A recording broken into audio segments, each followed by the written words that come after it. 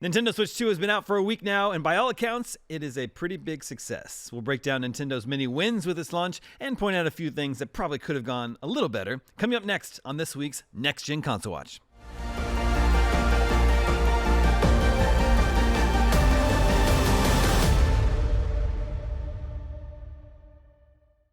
Welcome back to Next Gen Console Watch, our show following all of the things happening with the latest gaming hardware. I'm Daemon Hatfield, and joining me this week are Ryan McCaffrey, host of Unlocked, and Max Scoville, host of Podcast Beyond.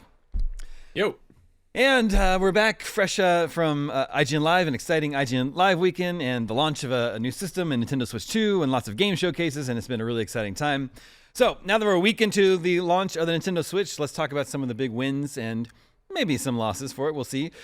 Definitely a big hit, a huge hit right out of the gate, this new console. According to Nintendo, in the 4 days following its June 5th launch, the Nintendo Switch game system sold more than 3.5 million units worldwide, becoming the fastest selling Nintendo game system ever.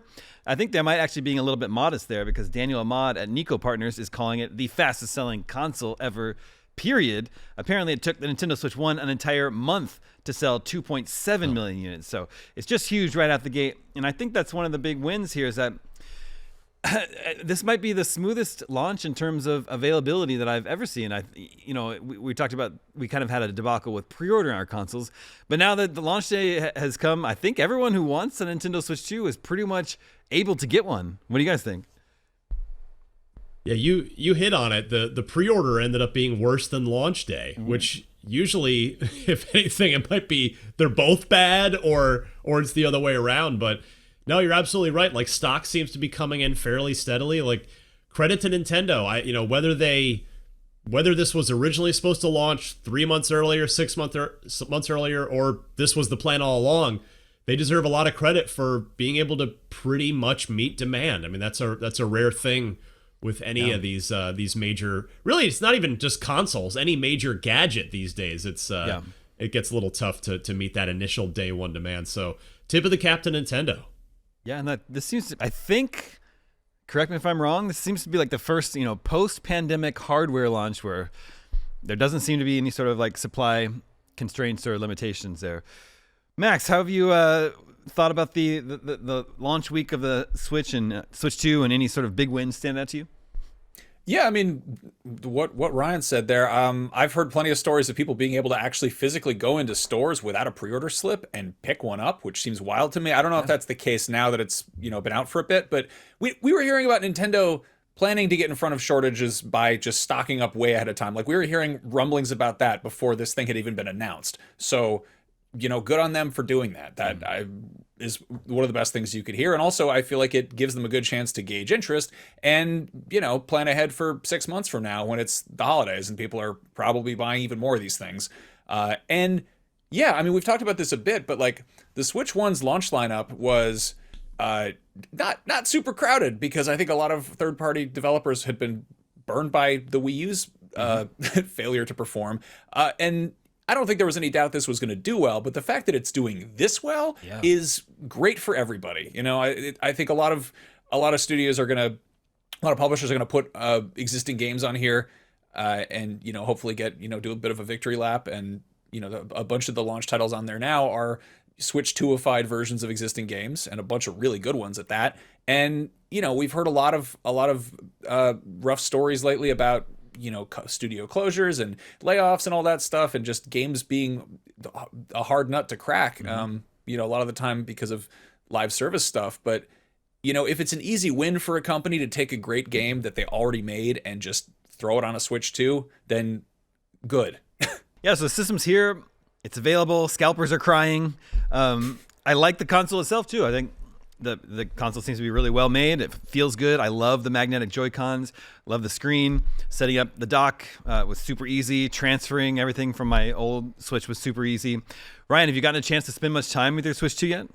Yeah, I was lucky enough to get it just in time to bring it down to Los Angeles for all of the gaming industry events that you were mentioning at the top of the show, and I got a good bit of time in with Mario Kart World, and it looks great, runs great. Again, I echo your sentiments on the hardware itself. Love the magnetic Joy-Cons. The system feels good ergonomically. It feels just like a nice piece of hardware.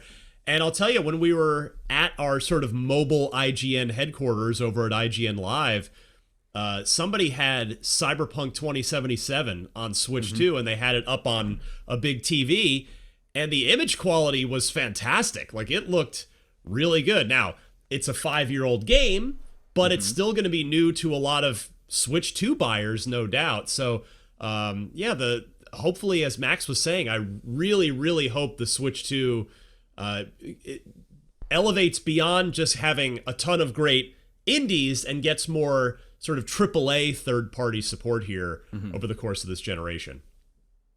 Yeah, you mentioned Mario Kart World. That's definitely the sort of big launch title, and it turned out great. I think it's a great game. Well, actually, that's what our review from Logan Plant found, and he gave it an 8 out of 10.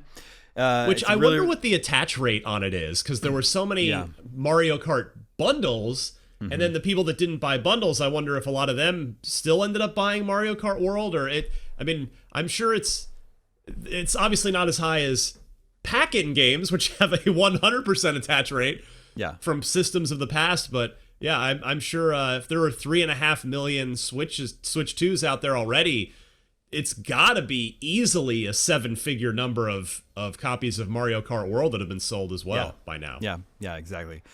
I'm having a lot of fun with it. I've just been playing the Grand Prix mode. I haven't explored the open world very much yet. I've just been trying to win races and earn medals and unlock new carts and that sort of thing. But I tell you, my 5-year-old son, all he wants to do now is just drive around in the open world. I think that's kind of the key that, Nintendo always knows how to really tap into younger gamers. And I think they're really onto something, especially younger gamers I think are going to love just driving around in the open world, exploring things. So, Max, have you been able to spend any time with Mario Kart World yet?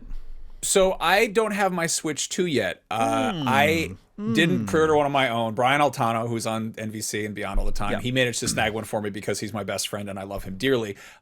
His was from Walmart and it showed up, I think, yesterday or the day before. But the one that he pre-ordered, I was with him and Logan Plant when they went to pick theirs up at Best Buy. So I've also done, we did like a branded shoot. So I've got a chance to go hands-on with the thing. I played a bit of Mario Kart. I really, really like it. I'm really excited to play it with my daughter. But the funny thing about it is, like, and I think I've said this before, but it's not Breath of the Wild. Exactly.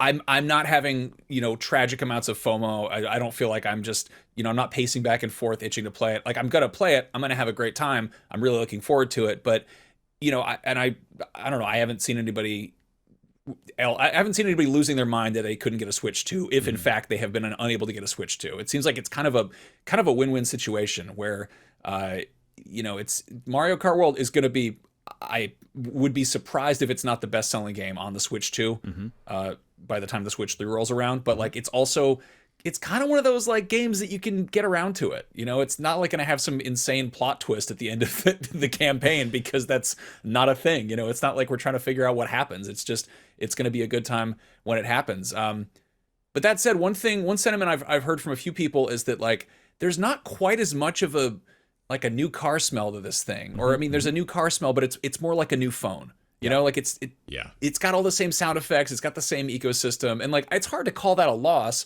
but it is Nintendo playing things really safe.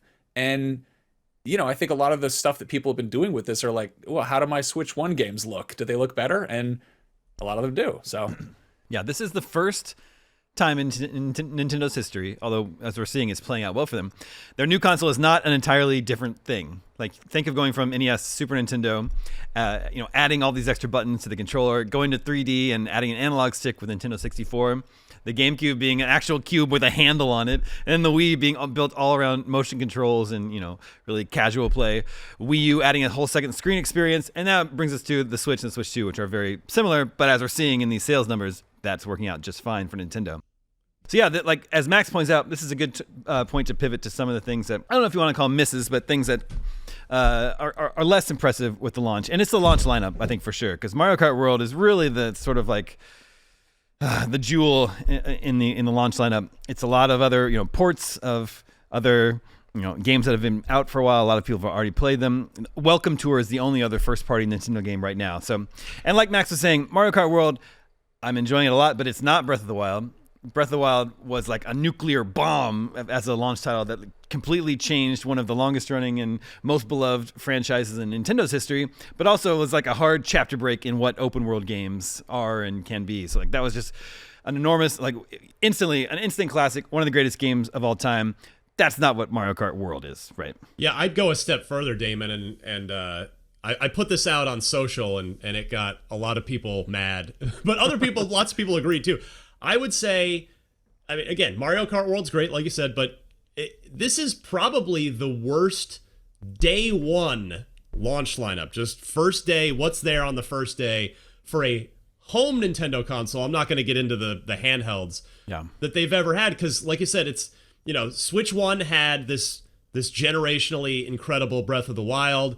A lot of people were tweeting back at me saying, well, the you must not have been alive for the N64. Oh, I was. I mean, but Mario 64 is, again, one of the greatest games ever made, period.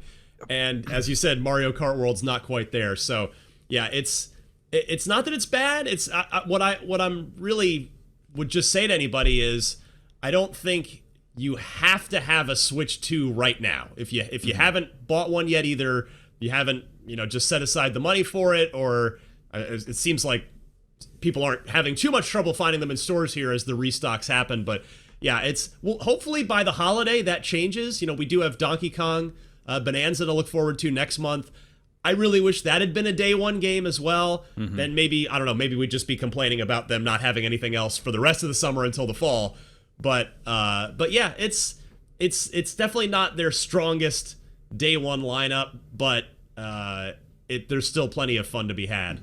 Yeah, and the good thing is, like, it's the launch lineup isn't gonna get worse, and neither is the Switch. It's like these things that, like, it being an early adopter is frequently something that you'll get punished for, and it's cool to have a new thing day one. But just looking at this, there have already been I've heard some complaints about, like, battery life, which, ultimately, like, how often are you that far away from a USB port or USB charger when you want to play Cyberpunk 2077 on the go?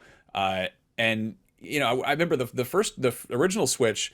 They did, like, a sort of not a mid-gen refresh, but they put out, like, a slightly different SKU that had an improved battery or an improved screen or something. Well, not the OLED. There was just, like, one that got a slight upgrade. And I could absolutely see them doing something like that, where they just swap out one little part without it being a whole big iterative change. And again, the library of games is only going to get better. And any weird growing pains or tweaks that people have to make, those are going to get patched and updated and all that. So yeah, I don't know. It's kind of nice to be like, oh yeah, it's no harm in waiting right now. Yeah. And as I said, I am enjoying Mario Kart World, but I'm getting the feeling I don't think it quite earns its $80 price tag. It being the one where Nintendo said, okay, this game is where we're sort of introducing our new $80 price tier, not just for us, but for the entire video game industry. And yet it has a third of the courses of Mario Kart 8 Deluxe. And it's not really this, like, earth-shattering, world-changing must-play game like Breath of the Wild. I actually think Breath of the Wild and Tears of the Kingdom are more deserving of an $80 price tag than Mario Kart World. I don't know, Ryan, what do you think? I couldn't agree more. Yeah, okay. And it's just a matter of how how far and wide will this $80 price point go as far as the first-party Nintendo stuff. Mm-hmm. I guess Donkey Kong must already have a price. Do you guys know what it is? Because I'm not sure off the top of my head. But yeah, I'd have to look it up. Yeah, we'll have to see on that one, and then what? Because there've always been tiers of first party games, right? Like, obviously, Tears of the Kingdom is in that top group that you mentioned, Daemon. But then there's stuff like that most recent Princess Peach game that, by the way, my daughter loved, played through it. That I can't imagine is going to be a game like that is not going to be in the $80 class moving forward. So yeah, the how Nintendo themselves evaluates and prices their own first-party games is going to be something interesting to keep an eye on as this generation evolves. I'm excited to see what the long-term support for Mario Kart World is, because the track lineup for Mario Kart 8 kept growing, right? And some of that was paid DLC, but I believe some of it was, like, free updates. Correct me if I'm wrong, but we've seen so many games out there. They come out and they're maybe somewhat underwhelming at launch, and then you check in on them in 6 months later and it's a different game, or at least a much better game. So I'm hoping that Nintendo commits to that, and I think it would be a very nice thing to do when you're charging $80 for a game, to keep adding to it. And yeah, $70 for Donkey Kong Bonanza, by the way. Okay. So obviously, Nintendo. I mean, despite all the fact that all the hubbub about how much more expensive it is than the Switch One, $450, $500 for the bundle. That's not holding it back. It's a huge success right out of the gate for Nintendo. Very surprising to see. But that brings me to sort of our B topic this week. Ryan, over the weekend, Xbox finally unveiled their Xbox, the first Xbox handheld that's going to come out. It's the ROG Xbox, ROG Xbox Ally, and the ROG Xbox Ally X. Tell me about your initial thoughts on this device. I played a little bit of Gears of War Reloaded on it, and by a little bit, I mean like 5 minutes, just a little bit of the beginning of the game. And it's not the best game to really draw any serious conclusion from, because it's a 19-year-old game that they've remastered. Now, they've done a beautiful job remastering it from my initial impression, but it's not a game built in this decade that will push a piece of hardware like this. But that said, it ran great, looked great, 1080p screen. The bells and whistles were turned on. It was a great experience. And what I would say in terms of the ergonomics of actually playing a game on it for, again, just a brief time here for the first trial run, it's lighter than I thought. Because when they announced this in the Xbox showcase and you see Phil Spencer holding it, it looked like a brick to me. I was like, man, that thing looks like it's just an enormous, serious piece of hardware, which, I mean, it's got some serious hardware in it, but it was lighter than I thought when I picked it up. So, and the ergonomics felt good because, they're using, if not exactly the same dimensions as the Xbox handles, the dimensions and angles. It's tweaked to feel like it is on a wider device.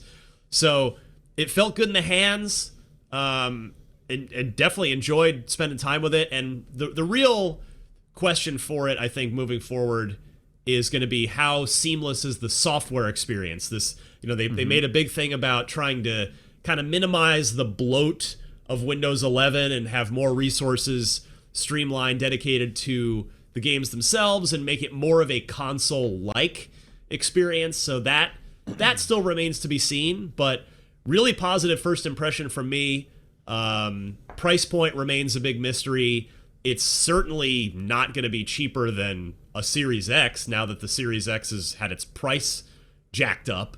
I'm sure it's going to be $600 or more, but particularly for the X, the higher end version, which if I'm going to do this, that's the way I would go, as I would get the top end one. But really positive first impression so far, Daemon, I would say. Ryan, I got two questions for you. One, have they said anything about bringing this game streamlined version of Windows that this one thing is running to other existing ROG allies? That's a good question. So my hands-on came in a, again, brief demo as part of a Gears of War Reloaded behind closed doors demo. So that was the focus. Michael Hyam from our hardware team had a dedicated appointment with the handheld. So I wish he were here to ask that question too. I sadly do not have the answer to it.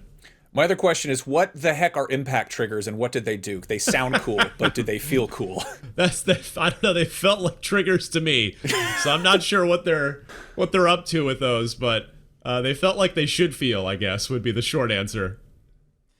I mean, you talk Glad about to hear it. You talk about price. The the regular ROG allies range from like $650 to $900. So yeah. I think it's definitely going to be more expensive than a Switch 2. Is it something like? Is this something you want, Ryan? Like you see yourself getting one?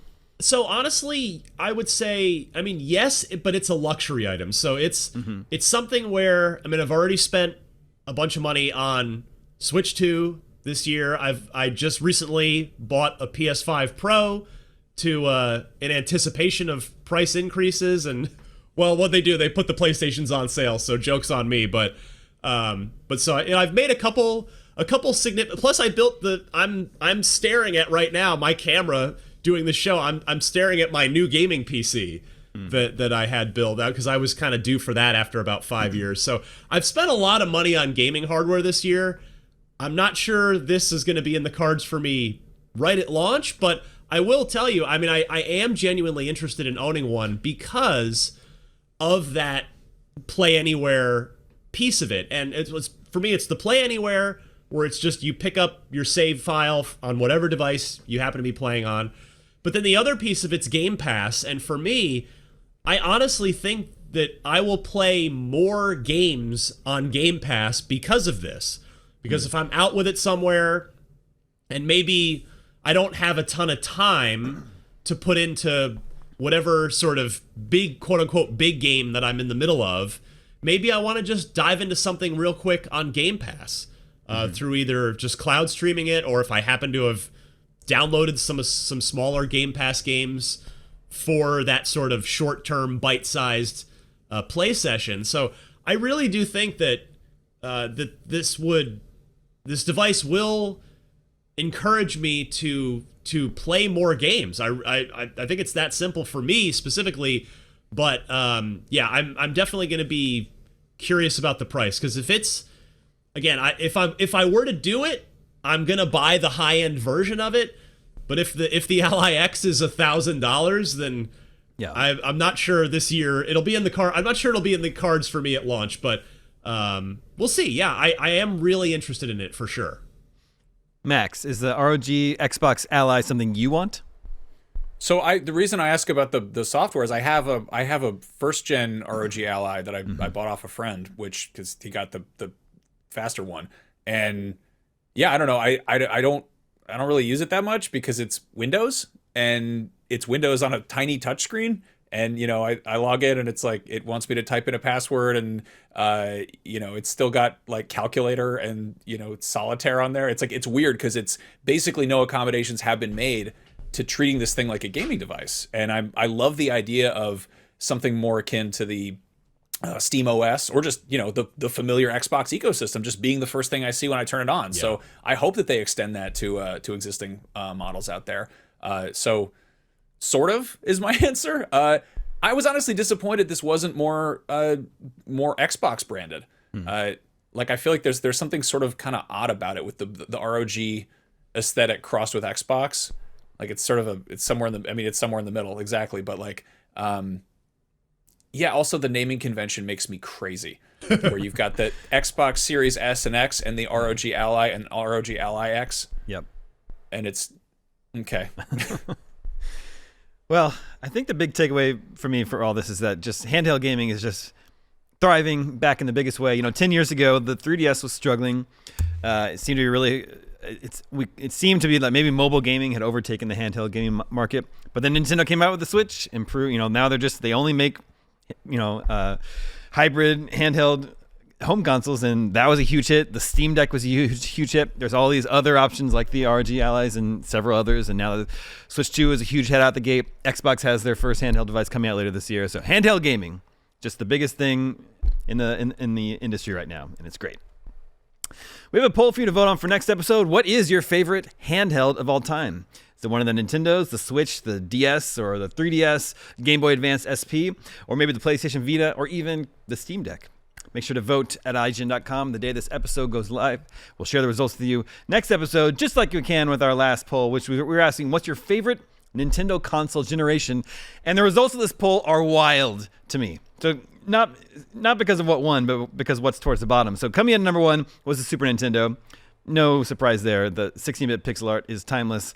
Those games are still very playable, look beautiful, and you've got Mario World, Link to the Past, and Super Metroid, just three all-time classics right there. But coming in at the very bottom, dead last with less than 5% of the vote was the Wii. The Wii that was for a couple of years was the biggest thing in the world, the biggest holiday item for multiple Christmases. I had high school people who I hadn't talked to in years, former girlfriends that I hadn't talked to in years, reaching out to me being like, Daemon, I think you work in the industry. Can you help me get a Wii? There was like complete madness over the Wii, and now it's considered dead last. I don't know. I was surprised.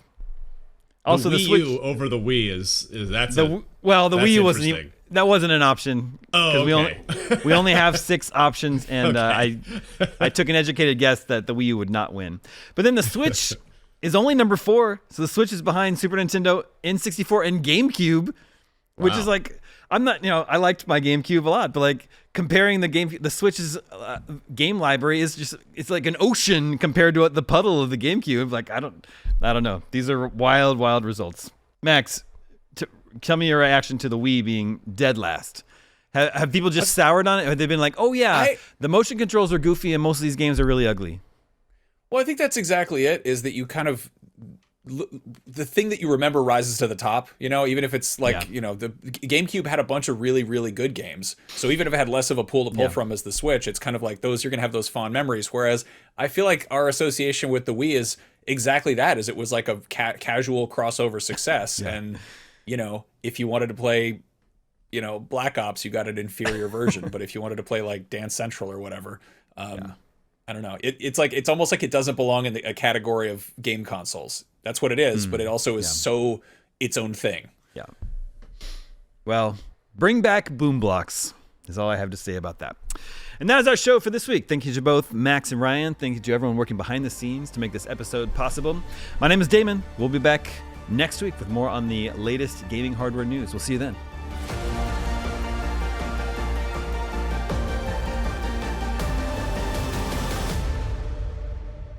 This episode of Next Gen Console Watch was produced by myself, Damon Hatfield, and Jobert Atienza. Technical direction is by Jobert Atienza, with technical production by Marian Franzen and Amir Rakib. Audio engineering is handled by Amir Rakib. Post-production editing is by Jobert Atienza, and graphic design is by Justin Vachon. Next Gen Console Watch is an IGN production and part of the Geek Media Network.